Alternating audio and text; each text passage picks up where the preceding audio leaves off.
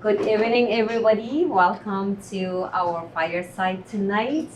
As you can see, the topic is the physical words, the spiritual words, one word with Dr. Sohrab Rohani. My name is Anahita. On behalf of the Spiritual Assembly, welcome everybody. And we would like to thank and acknowledge the original inhabitants of this great land and express our appreciation of their hospitality for the manner in which they care for the land and for the opportunity we have to create a unified community that is centered around the oneness of humanity. So Dr. Rohani is a professor at Western University of Chemical and Biochemical Engineering. He has more than 400 scientific publications. He is a fellow of the Chemical Institute of Canada and a fellow of Canadian Academy of Engineering. On top of that, Dr. Rohani is a professor of BIHE, is the Bahá'í International Institute for Higher Education for the students in Iran who have been denied access to the university. So we are welcoming you and thank you for listening in person and in Zoom. Thank you everyone for being here. It's great to have this opportunity to talk and share with you a little bit of my understanding of the last 40, 50 years, my studies in various scientific subjects, as well as, of course, the Bahá'í writings. As you know, I'm glad that I see a few unfamiliar faces. One of the main principles in the Bahá'í faith, as I'm sure you must have heard because of your friendship with some Baha'is, is the independent investigation of truth, as we all know. And that is a very revolutionary principle in the sense that it actually obligates each and every one of us to have basically searching mind and look for the truth. And this truth is actually with capital T. In other words, it's a single unique thing. And if we all search for this truth, it will bring us together eventually, and hopefully in the long term, the so-called unity of mankind, which is another principle of the Baha'i faith, would be materialized. And as again, most of you know, in the Baha'i faith, we do not have clergy, and every one of us is in charge of sharing the message of this new revelation with all peoples of the world. And we are encouraged to go through the writings, Baha'i writings, and basically come up with our own understanding. And this understanding we can share with others, but with one condition, that we do not insist that our understanding is the right one. We have to be extremely humble in terms of learning, and we have to have this, what we always call the posture of humility in the learning process. So with that basically point of view, I'm going to share some of my understanding. They may be right, they may be wrong, you may agree, you may not agree, and so on and so forth.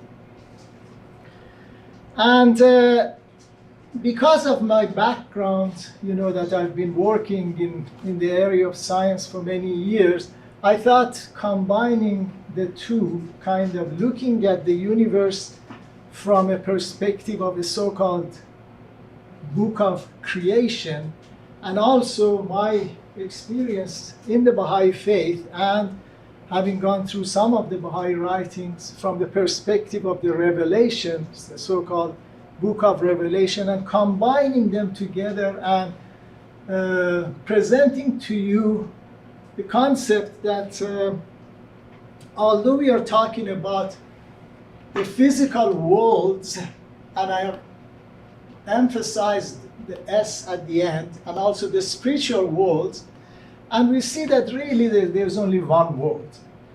In a sense that this physical world, which is infinite in scope, and we all know that, we see that because it is infinite, so certain new concepts in the science that talks about multiverse, already it's a contradictory thing to talk about. Because if something is infinite in range and in scope, there's nothing outside that. And as such, really, the physical world, you can think of it as one world. And we see that the spiritual worlds are actually degrees of consciousness or awareness that we're talking about. And when I go through my presentation, you will see what I mean exactly. So we will see that according to the Baha'i writings, actually this universe, this endless universe, is only a facsimile, a mirror image, or outer expression of the spiritual world, which is the true thing. So the perfect thing is the spiritual world, and its reflection or other expression is in this physical world. And of course, the spiritual world being perfect provides us with a goal or a roadmap towards which this physical world would have to be basically directed towards. So it used to work, but now it doesn't work. Are you? Okay, now it does. So I'm going to talk about, as I mentioned, the unified look at the universe, the physical world and the spiritual world. And I will be talking about, within both these worlds, I will be talking about various degrees or various kingdoms or various levels of existence. And in terms of the spiritual counterpart of that, I'm talking about consciousness, awareness, or spirit. And then we will see that we as searching minds, we can actually achieve this unified vision either through the so-called book of creation, which is the universe that is around us, or through the revelation, all the past and the present books given to us by the so-called manifestations of God, that I will talk about that in more detail. And of course, that will bring us this absolute harmony that exists between harmony and basically harmony between science and religion. And hopefully, once we go through this, automatically it defines the very purpose of our life in this existence, earthly life, as an individual, and the very purpose of life collectively for the entire humanity. So that's how I end up my presentation. So you see that in this physical world, which is absolutely endless, it's infinite, there are certain degrees or kingdoms or level of existence or planes of existence. One is the minerals. And of course, when we talk about minerals, I gave a very short version of this talk for the children. And Garen's son, Kyle, asked me, when you talk about minerals, does it include the solids, liquids, and gases? And I said, of course. It was a very, very interesting question that he asked. So anything that, of course, we all know, and we have an excellent chemistry teacher in our audience who knows that everything, at least in this world, exists in three phases. For example, water can exist in ice form, solid form, water, liquid, and clouds or water vapor or steam. So that's one level of existence in the universe, in the physical world. The second level is plants. That also includes vegetables. That was, again, another question from Kyle. That he asked whether when you say plants or vegetable kingdom, does it include fruits and grains? And I said yes. Again, that's a very, very interesting question. And of course, the animal kingdom, or animal, the basically plane of existence, and of course, the highest one is human. And it's interesting that if you look at, for example, mineral, we may think at the first look that it's basically lifeless, but it isn't. And I'll show you that it isn't. But as far as the minerals are concerned, the higher levels of existence are inaccessible, out of reach, incomprehensible. So therefore, you could really think for the minerals, if you were a mineral, for example, of piece of stone, plants would be inaccessible to you in terms of consciousness. And as such, you could say that anything above minerals would be spiritual worlds to you. And similarly, if you were a plant, anything above that would be out of reach for you and would be spiritual worlds. So this, because the physical world is infinite, so we can easily conclude that these degrees of consciousness do not basically end in 4. There would be many, many, many higher basically levels that are inaccessible to us as human beings, and that is what we refer to as spiritual worlds. But in terms of really physical existence, everything is in this infinite and completely, without end universe. So the building block, if we look at it as a basic atomic level, but at a rigid look, kind of Newton or mechanistic view of an atom, all of us know this much as at least, that it consists of certain electrons that go around the nucleus. And the nucleus, of course, it consists of protons, which are positively charged, and neutrons that are kind of neutral. So depending on how many of these protons and neutrons and electrons an atom has, it will give us many, many different basically ranges of so-called elements in the Mendeleev, periodic table. But the interesting thing and the question that even many scientists do not think about is that what is it that keeps these electrons moving around the nucleus with never-ending energy? What is it that basically prevents these electrons to fall back or slow down or basically go out? You could say that there is a combination of various attractive and repulsive forces. We can talk about all this, but where there is a movement, there must be an energy, there must be force. Where does this force, where does this energy come from? And that is basically a secret which is guarded by, let's talk about it, the person or the system or the intelligence that has made this. So this is a very, as I mentioned, mechanistic view of, or hard, basically, look or rigid look at an atom.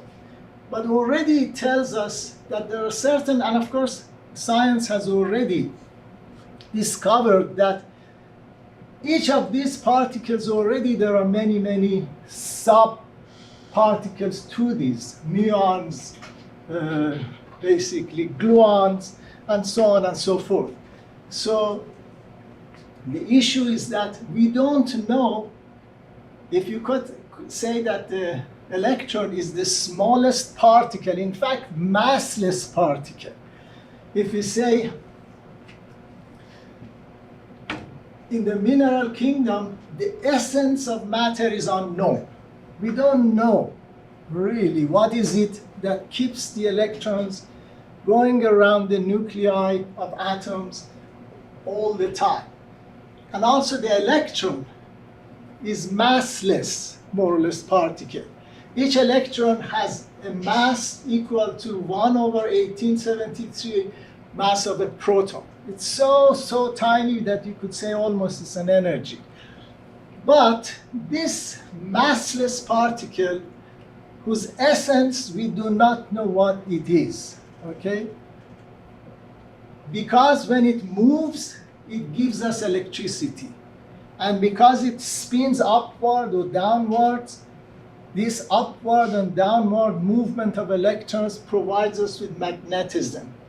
And as you know, electromagnetism is the foundation of basically modern life. Without electricity, we would be nothing. Without the interaction of basically electrical field and magnetic field, we wouldn't be able to run various types of motors in our homes, such as direct current or alternative DC, AC current. Everything is based on this unknown, massless electron whose essence we do not know.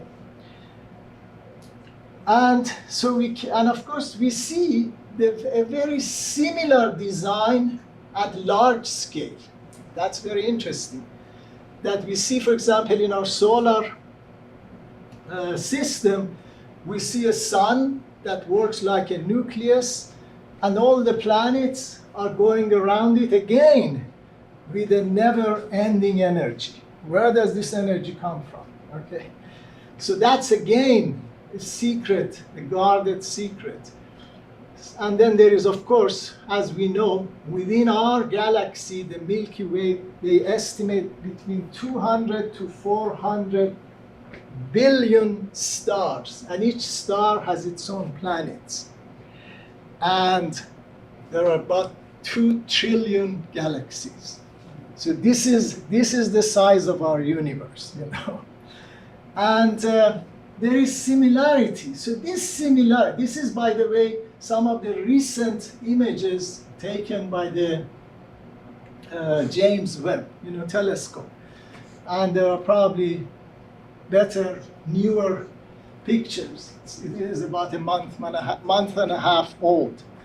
But the similarity that exists between the atomic scale and the large scale, doesn't it tell us that there is one intelligent power, one architect, basically, behind all this thing? I leave it up to you. To me, it is very obvious that, there must be the person or the power or the energy that built the atom as the building block of the physical universe, has also used the same design, the same architecture for the entire universe. And of course, the beauty in the physical world is its diversity.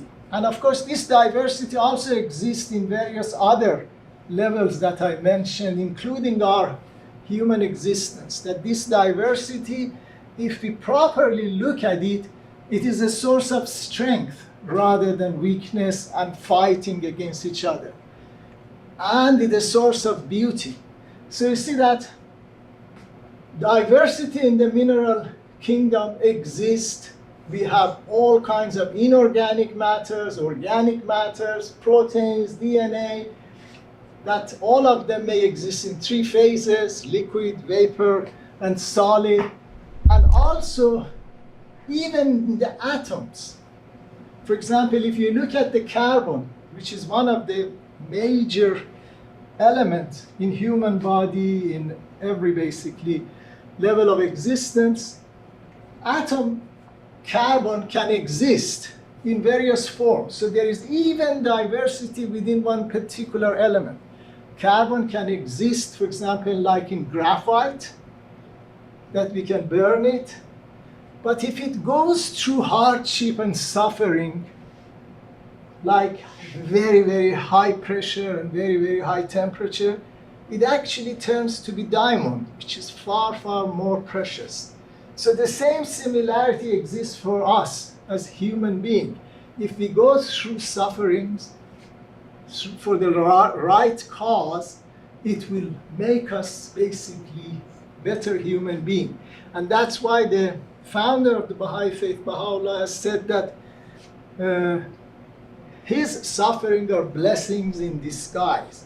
And he says that their appearance looks like fire, but indeed they are nothing but light, light upon light. So you see that if a carbon atom can exist in different form, and if for example, the diamond is a result of hardship that carbon atom goes through, and then of course it can be in other different forms, such as nanotubes. Fullerene was so-called buckyball C60 or C70 that few actually decades ago, the discoverer of that received the Nobel Prize because of that. And then of course this diversity exists in all other types of mineral existence. By the way, we can think in terms of the so-called the lowest level of physical world, which is the mineral world. There are certain attributes that makes this whole thing happen. And that is kind of attraction, which in a way you can think about it as love. Attraction of basically electrons to the protons, attraction of atoms with other atoms to form molecules, and so on and so forth.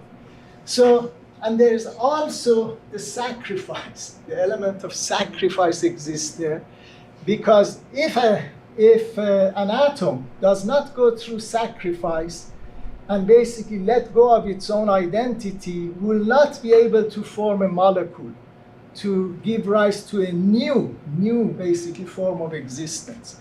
So you can see that even at this lowest level, we have certain attributes such as love, beauty, sacrifice, and so on and so forth. And if I think of more, probably if I think more deeply, I can come up with more attributes even in this physical world. And these attributes are so-called names or properties of that unknowable universal intelligence that show or manifest itself or themselves in this level.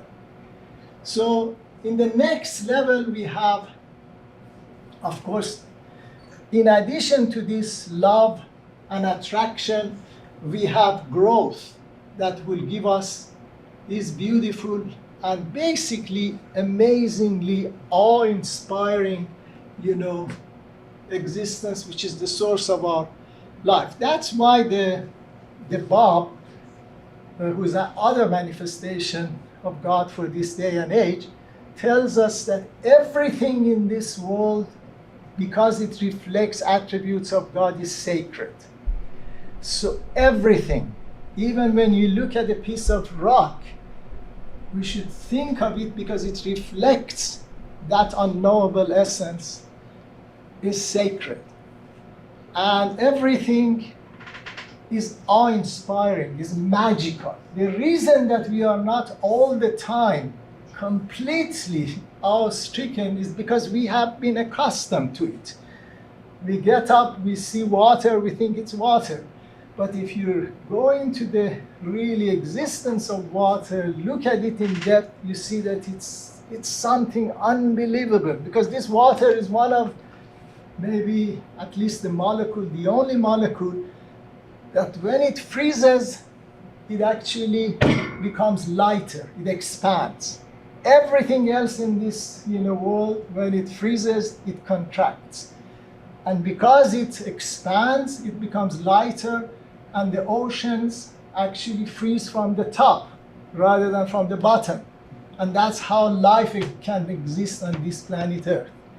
And because of that, he knows better than I do. This is because of the hydrogen bond that exists in this amazing thing that we just take it for granted. So of course, in this level of existence, in addition to other things that I mentioned at the mineral level, we have growth, we have reproduction, and in the animal kingdom, we have far more diversity and beauty. And in addition to those, we have all senses. We have movement. We have sensorial, basically faculty. And when we come to the human kingdom, in addition to those, we have the intellect. We have the power of intellect that Abdul Baha says that, human being is not a part of nature because it has something above the nature. In fact, when Abdul Baha was in Paris, I've forgotten his name, a very famous materialistic philosopher with his students went to see Abdul Baha in Paris in order to basically prove him wrong. And when they sat, after, of course, introduction, Abdul Baha asked him one thing. He said, do you believe that a part of a thing can possess certain properties that the whole does not? And then he gave him an example. He said, if I take a cup of water from the ocean water, do you think in that cup of water there are certain qualities, certain properties that does not exist in the ocean? And of course he had to say no. So the part of a thing cannot possess certain properties, qualities that the whole does not. And then he knew the answer. He said, I got it. And he left with his students. And the reason is that if human being was a part of the nature, how come man has the intellect, which is not embedded in nature? Because nature has certain laws, but it is actually obliged by following those laws. It cannot deviate from it with the slightest degree. There is wind, there is sun, sun with this huge, enormous existence cannot deviate from what has been designed to operate. Whereas man, if it were a part of the nature, by its very existence, is a creature that must walk on earth, cannot fly, but because of the power of intellect, he's been able to design and basically vehicles that would allow him to fly or go under the water. So therefore, man has certain things above the nature, cannot be a part of the nature. And now when we look at these two kind of parallel, now I just want to have a unified look at the universe. So in the physical world we have, which is endless, it is infinite, we have mineral existence, but there is something in it that is unknowable to us. That's the essence of the matter. Let's call that mineral spirit. You see, I told you that electrons go around, we don't know where is the source of the energy. And it gives us everything we have. So let's call that mineral spirit. In the vegetable world, you plant a seed, it comes and it gives you fruit. Let's call that vegetable spirit. In the animal world, let's call it animal world. Love, sacrifice, and everything associated with the animal kingdom.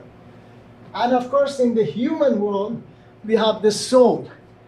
The soul is actually, because of the free will that man has, this free will, this soul can show itself either in love or hate, peace or war, and so many conflicting things. And that's why, based on this soul that we have, which is like a sun, and our body is like a mirror, it can reflect either good or bad because of the free will that we have been given. So, in parallel to this mineral existence, we can think of this spiritual, or kind of, I call it consciousness or awareness. There are many of these awarenesses. There are many of these spiritual, basically, attributes. And these cannot end here.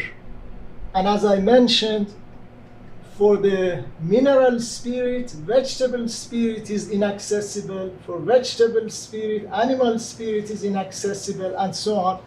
So there's no reason why above our existence should not be other and higher spiritual, basically, worlds that are, we call them spiritual worlds because these are incomprehensible to us. So, Abdul Baha, the son of the Prophet, founder of the Bahá'í faith, says, though man has powers and outer senses in common with the animal, yet an extraordinary power exists in him of which the animal is bereft. The sciences, arts, inventions, trades, and discoveries of realities are the results of this spiritual power. So it's the way that we can look at it. Why can't we understand, why can't we think of other spiritual worlds above us? The Universal House of Justice recently has said the difficulty of trying to envisage the realities of the spiritual world lies in the limitations of our present conditions. Okay? That's why because we are limited, we cannot comprehend above us. We can picture the next life as little as an unborn child could envision the realities of its life in this world after birth. So the same way that a fetus or a baby in the matrix of mother, it's impossible for it to envision the beauties that exist in this world. We cannot. We who are in the matrix of this world cannot envision spiritual worlds. And in fact, there is a saying by Baha'u'llah that if this is a secret, again, well guarded, if it were to be revealed, no man would stay in this world, in this level of existence for a second. And because of that, in order to keep basically the structure together, this has been hidden from us so that we cannot understand what is above us. Okay? This is a well-guarded secret that it's necessary for the structure of this world.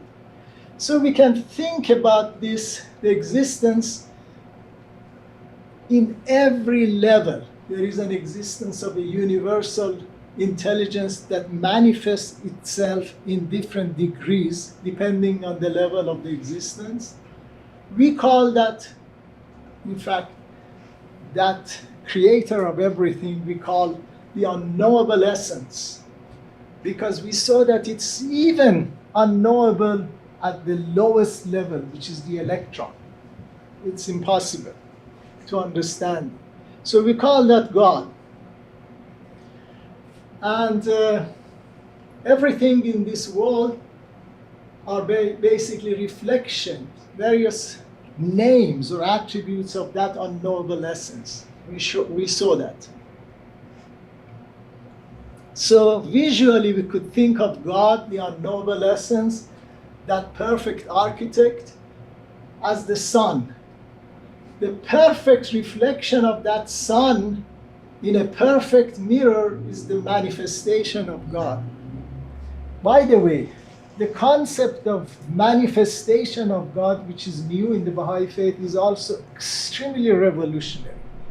Because before this age, we would call them either prophets or we would call them messengers. If you think about prophets, prophets are to prophesy the coming of something in the future. So many of the so-called manifestations of God were called the prophets because they prophesied the day of resurrection, the last day. And of course, the Bab said that the day of resurrection is nothing but the coming of the new manifestation of God. Messenger, it seems that the word messenger, who is a messenger? A postman is a messenger, brings a message, doesn't know what the message is, just delivers it. So it's not worthy of the manifestation of God. But in this day and age, which is the day of basically maturity of humanity, now we call it manifestation of God. In other words, a person who manifests all the beauties of God for us as human beings. And he doesn't have anything of himself. Complete self-effacement. So that's why Baha'u'llah in his writing says, sometimes he says, I am God. Sometimes he says, I am nothing. I am absolutely. And then he talks about various levels of reaching in terms of spiritual levels. Starts with love, search, and ends at the valley of nothingness, an absolute nothingness. So when you become absolute nothing, you just reflect whatever the beauty of God is in with you. So the word manifestation of God that the Baha'is use to refer to the founder of the faith is absolutely a revolutionary term. It talks about really the maturity, the age of maturity of humanity. Because before that, we used to call them messenger of God, as if someone, a postman, you know. These are now manifestation of God. They manifest the beauty of God. And of course, the concept of the Holy Spirit, then we can think of the rays of this sun, that the manifestations of God are perfect reflector of those, and then some of them come to humanity as the spirit of faith. You know, there are different levels of spirit, and the highest one that we can approach is the spirit of faith. We have absolute faith in the manifestation of God. So I more or less have conveyed hopefully this unified approach that I'm talking about, that although there are many, many different levels of worlds in the physical world, but they are all interconnected. And then this doesn't end with human being, it continues in the spiritual world. And in fact, at the lowest level, also when you go to the level of and look at the atom, not from a mechanistic view, Newtonian view, but quantum mechanics view, you see that basically the border between matter and energy disappears. There's no boundary in reality. And so you can reach these conclusions. I'm saying that it's possible to look at this universe, but with a profound view, and discover the existence of this unknowable essence. And also you can look through the books of God, book of Revelation, and achieve at the same conclusion. So that's why I say little science leads to pride and denial of an all-powerful creator. But real science leads to humility and belief in a unique creator who is sublime, all-powerful, beautiful, and is an amazing architect and artist because of the beauty that we see in this physical world. Again, Abdul Baha says, the world has an outer appearance. So this universe that we have, the physical world, is the outer appearance. It has also a hidden aspect. These created things are linked one with another into one system which leads to the unseen.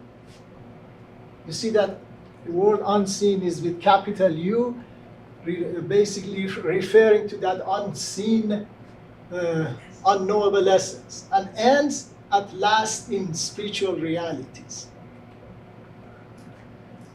The worlds of God are in perfect harmony and correspondence, one with another. Each world in this limitless universe is, as it were, a mirror reflecting the history and nature of all the rest. The physical universe is likewise in perfect correspondence with the spiritual or divine realm. The world of matter is an outer expression or facsimile of the inner kingdom of spirit. The world of minds corresponds with the world of hearts.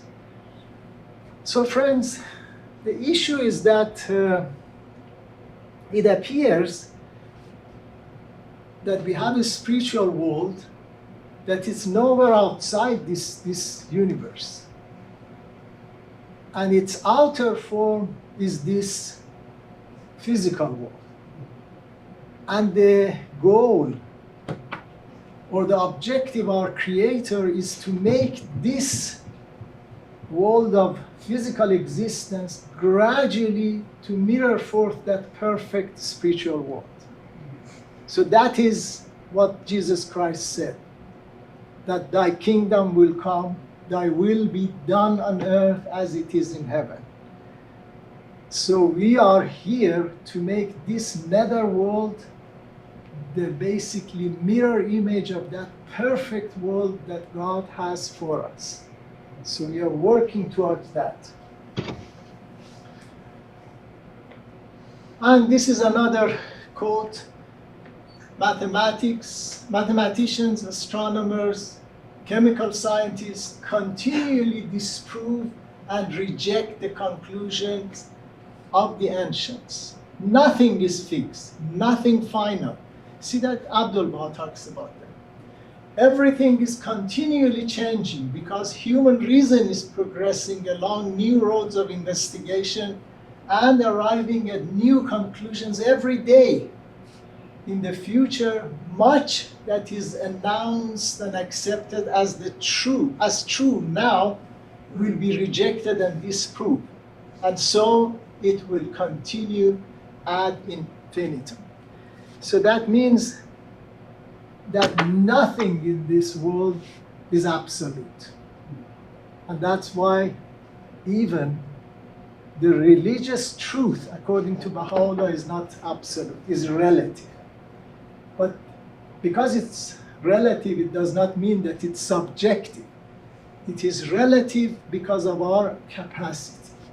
So that leads us to the concept of progressive revelation that the Baha'i faith emphasizes, that nothing is fixed. Humanity is moving ahead, is progressing.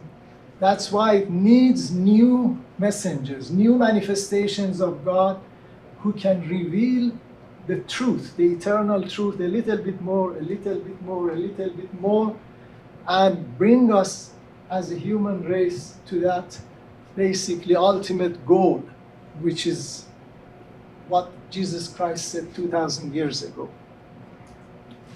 So the purpose of life for us as individuals is to recognize the manifestation of God for the day and age that we live in. It's obvious. It is so obvious and plain that there is no more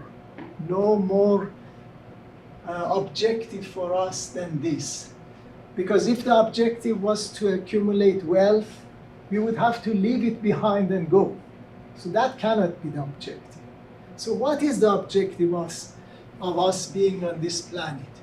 Is to recognize the manifestation of God for the day and age that we live in. That is our number one objective, and observe His commandments. There are two books, as I mentioned. One is the book of creation, and the other is the written book. This is again Abdul Baha. The written book consisted of the heavenly books which are reveals to the prophets of God.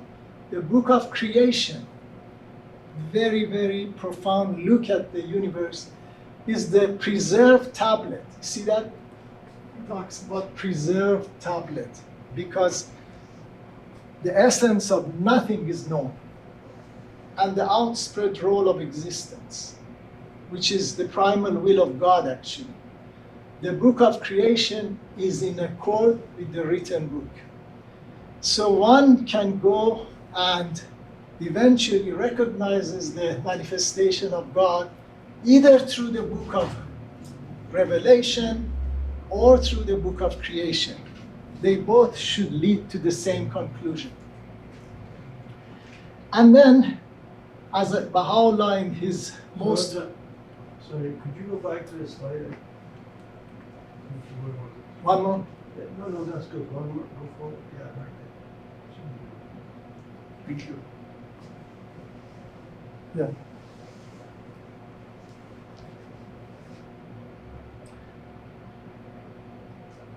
Can I move on?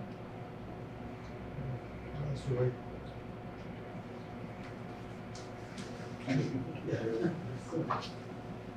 The Baha'u'llah in his most holy book, actually he opens up his book with this comment. The first duty prescribed by God for his servants is the recognition of him who is the day spring of his revelation, that's manifestation of God, and the fountain of his laws, who representeth the Godhead in both the kingdom of his cause and the world of creation. So the kingdom of his cause means the book of Revelation, and this is the book of creation. Whoso achieveth this duty hath attained unto all good. However, it says, it behoveth everyone who reacheth this most sublime station, this summit of transcendent glory, to observe every ordinance of him who is the desire of the world. Who is the desire of the world? God and his manifestation. These twin duties are inseparable. Neither is acceptable without the other. So we might think that observing all the ordinances of the manifestation of God puts fetters and chain on our hands and feet and would take away our freedom. But in essence, the actual freedom is when we observe these commandments. What is the basically force which persuades us to observe his commandments is this. He says, true liberty consisteth in man's submission unto my commandments, little as ye know it. We're meant to observe that which we have sent down unto them from the heaven of revelation. They would of a certainty attain unto perfect liberty. So perfect liberty, in fact, because we have a tendency of talking about liberty and freedom as being complete freedom, he says, on the contrary, if you want true liberty, you have to observe my commandments. You have to love your fellow human being. You have to basically exert all your efforts for the betterment of the entire human race. These are the keys in order to free us from the basically fetters and our attachment to this material existence. So in fact, by observing those commandments, we become free. That's the only sense. And what is, he says, think not that we have revealed unto you a mere code of laws. Nay, rather we have unsealed the choice wine with the fingers of the might and power. You know wine? Sometimes they say, do Baha'is drink wine?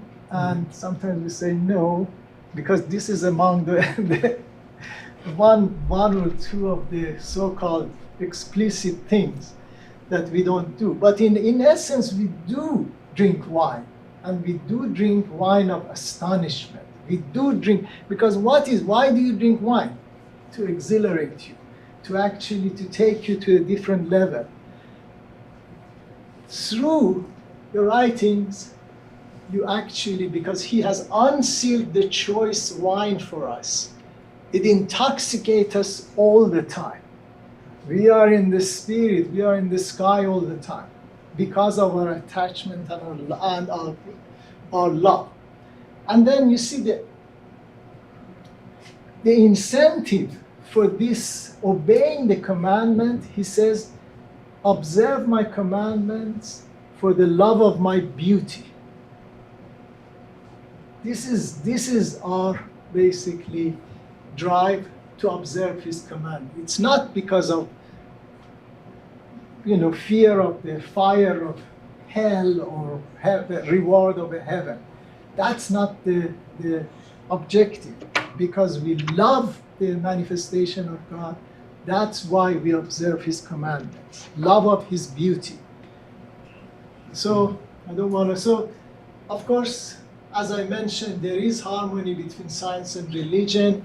So true science and true religion are absolutely like two wings that are both needed for basically bird of humanity to be able to fly. If one is stronger than the other, the flight of humanity will be not as good. And that's why anything which is contrary to logic and to science is superstition. It's not religion. It's not true religion. So it says religion and science are the two means of describing and understanding truth. And in fact, this truth could be with capital T. And when properly understood, science and religion will never conflict and are complementary. So I don't want to go through all these quotes because of the time. I don't know, it's almost half an hour. So it says that if religion were contrary to logical reason, then it would cease to be a religion and be merely a tradition. Religion and science are the two wings upon which man's intelligence can soar into the heights, with which the human soul can progress. It is not possible to fly with one wing alone. Should a man try to fly with the wing of religion alone, he would quickly fall into the quagmire of superstition, whilst on the other hand, with the wing of science alone, he would also make no progress but fall into the despairing slough of materialism. All religions of the present day have fallen into superstitious practices, out of harmony alike with the truth principles of the teaching they represent and with the scientific discoveries of the time. Religion and science are intertwined with each other and cannot be separated. These are the two wings with which humanity must fly. One wing is not enough. Every religion which does not concern itself with science is mere tradition, and that is not essential. Therefore, science, education, and civilization are the most important necessities for all, for the full religious life. Again, from Abdul Baha. So, what is the purpose for the collective humanity? As I mentioned, it is really to establish the kingdom of God on earth. That is our objective. Jesus Christ, more than 2,000 years ago, said, "Our Father in heaven, hallowed be your name. Your kingdom come, your will be done on earth as it is in heaven." And the rest of it. So, as I mentioned, it seems that, and in fact, someone asked Abdul Baha, will the kingdom of God ever be materialized on earth?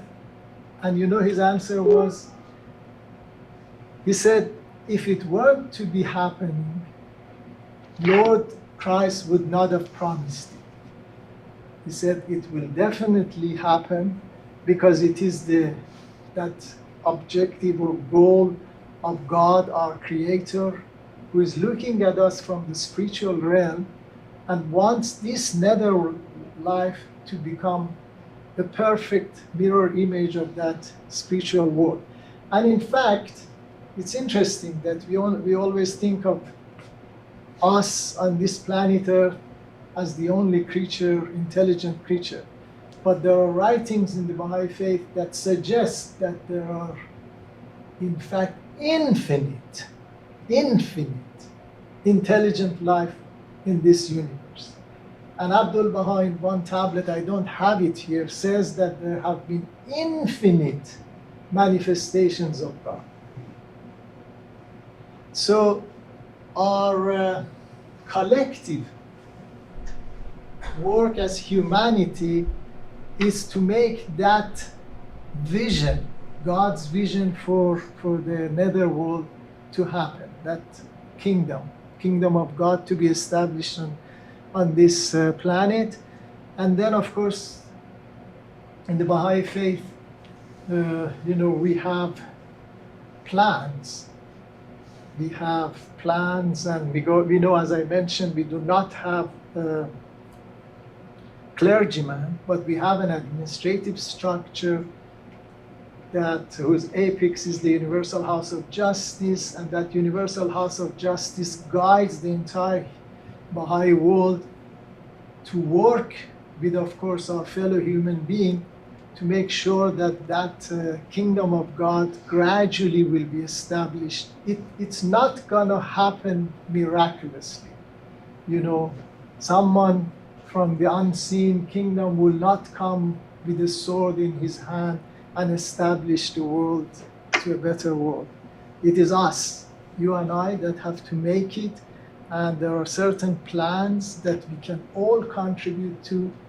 Those of us who are not from the Baha'i faith, you know that you have been probably attending some of these activities, and what we refer to as core activities. Those are the ones that would allow us to gradually make this, because this is the long-awaited goal of humanity, that one day humanity will reach the stage of maturity. We are now at probably there are individual mature human beings all over the world, but in essence, humanity as a whole is at the stage of adolescence. There's very, very tumultuous period that we're going through, but eventually we solve our problems with a dedication and of course the plan that has been given to us to make it happen. So I stop at this point. Thank you so much for your attention.